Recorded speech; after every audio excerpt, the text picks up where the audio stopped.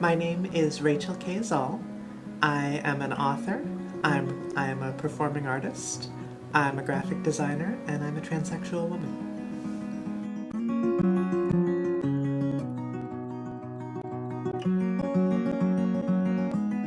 And around my mid-20s, I watched a movie about a transgender woman, and I suddenly had an urge to write about my history of being trans.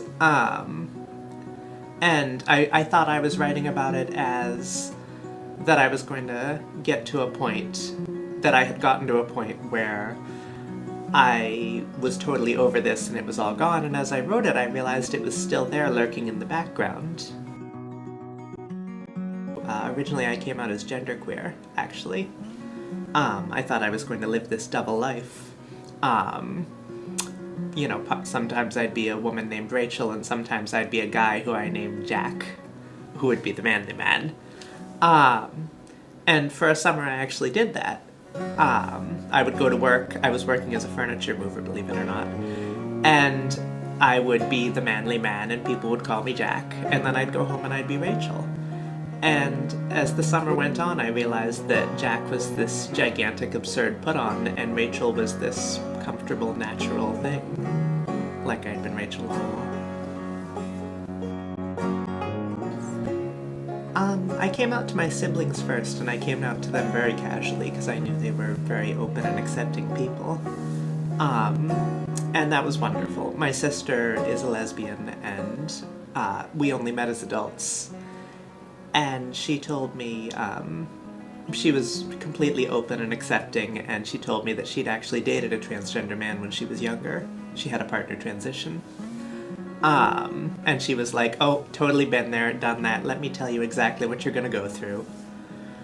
And my brother, when I told him, offered to loan me his copy of Kate Bornstein's Gender Outlaw.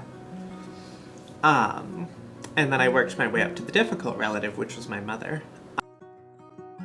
I sort of had this naive idea that my mother was going to either completely accept me or completely reject me. And I didn't get that at all. She sort of was waiting it out, I think, to see if I was going to go back in the closet, if I was going to turn out not to be transgender in the long run.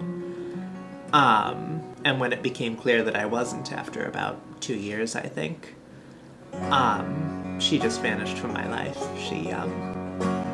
I'd been talking with her on the phone about how I'd just gotten my name legally changed, and she said, okay, well, I'm at work, so we'll have to talk about this some other time, and then I never heard back from her again.